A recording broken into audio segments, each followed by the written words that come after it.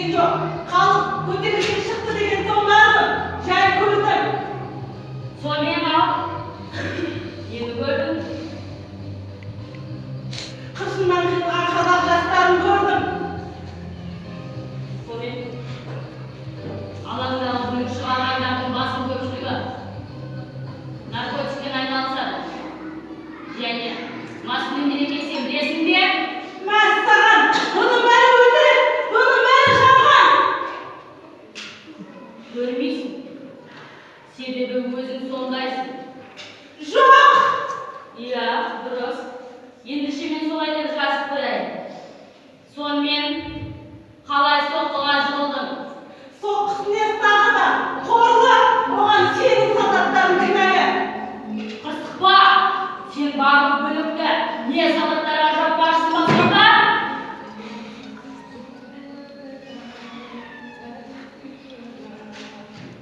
Ал айта бер.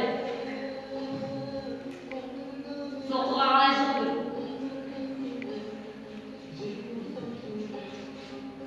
Ешбай айтпаймын сізге. Сізге тек қана шындық па, әлде жала керек па? Ойлан, жақсылап ойлан. Егер бүйтіп қырсық айдайсың, өзіңе келешек қырсық болар. Күнде басың бәледен шықпайтын болар.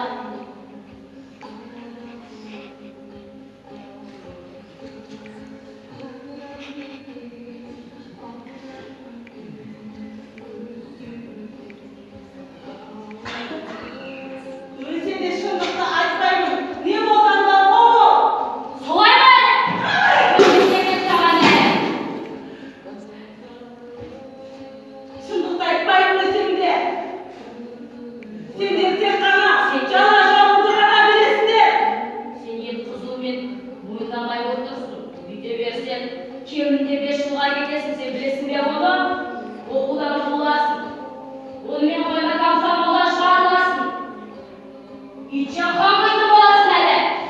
Хайуан! Хайуан! Ал кәптен маңызды! Жібер мені! Жібер!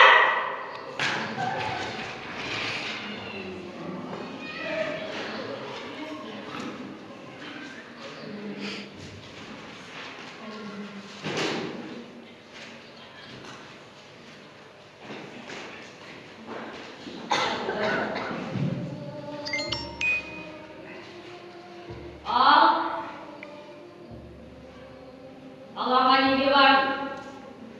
Кім ұйымдастырды оны? Ешкім ұйымдастырған жоқ. Иә. Сонымен мойындайсың ғой істеген бүлігіңді да?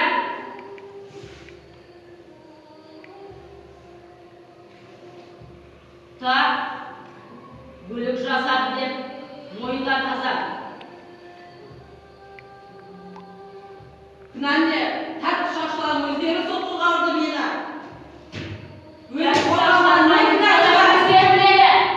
Өйткені олар тәртіп сақшылар. Сен үйде отырсаң, біреу сені бар жұрағын береді.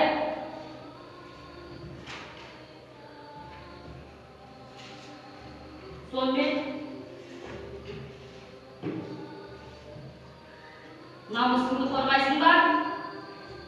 Шыққан себебім дұрыс. Өз намысымды қорғадым мен ол жерде. Әне, өзіңе де келе бастадың. Мысық тышқан ойнап етер едің. Одан да кінәңді мойныңа ал. Сен оқытушың не болған ғой, а? Жақсы болған ғой. Кім сені үгіттеді? Кім итермеледі бастыққа? Бүлік шығаруға. Қонаев па? Әлде Сүлейменов пе? Мүмкін Бекежанов болар, а? Қайсы бірі? Ал, кім үгіттеді сені? Ешкім үгіттегені жоқ. Қонаевтың аты, Олжастың өлеңі аузымызда болды. Дұрыс. Мүшесі қанша? 7 миллион. Қылжақты қой, бір сөз ай. Қазақстан халқы, қазақтары, бүкіл адам біздің мүше. Оттасың, ақымақ тапқан екенсің. Бүйтіп қырсыға берсең өзіңе қиын. Мен сені әлі де жақсы жас деп жазмашы отыр. Ал, неге үндемейсің? Неге сөйлемейсің? Бүйтіп қырсыға берсең, сені Сатьяға білесің бе? Кемінде 10 жылға кетесің. Жала! Немесе атылып жазасына кетесің. Жоқ, жала! Әкетті мынаны! Әкетті! Байлар! Адамгершілігіңіз жоқ! Мойындайсың әлі.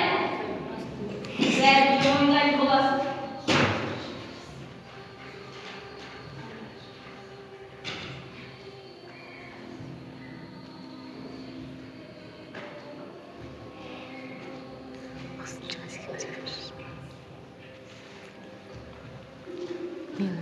Жарт мына жерге, жарт!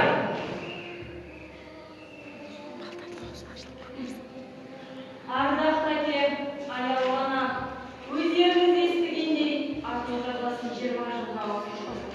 Бұл әлем біреуге қуаныш, біреуге жұбаныш, біреуге азыныш. 11 айдың ішінде қайнап қасіреттен жүйкем әбден жұқарды. Әй, әбден шаршадым. Бұл дүниедегі зор бақыт, еркіндік екен ғой. Кім білген адамның бостандығы, бір күн қапастағы ғұмырдан әлде қайда қымбат екенін. Енді білгендеймін. Осы түрмеде біздің өмірімізді адам жүргізіп итке бермесін. Сәлеммен, Гүлар Сәбит.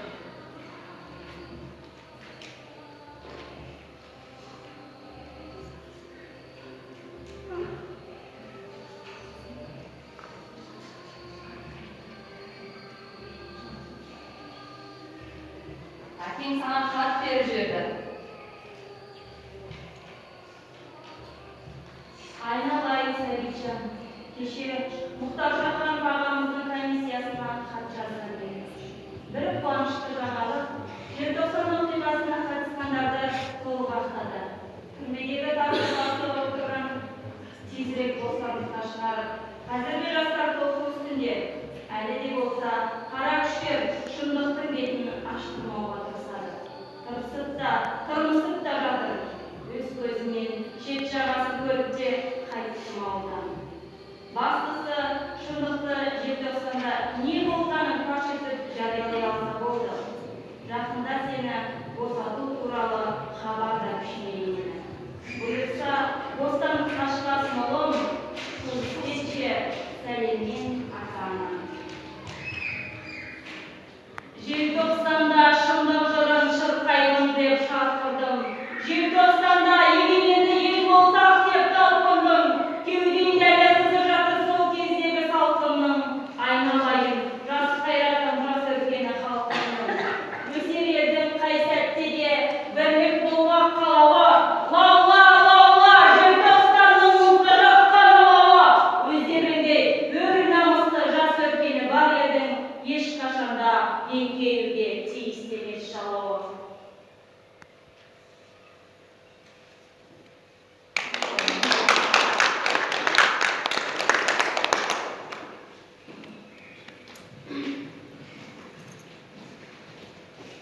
Қазақ дейтін менің бар едім.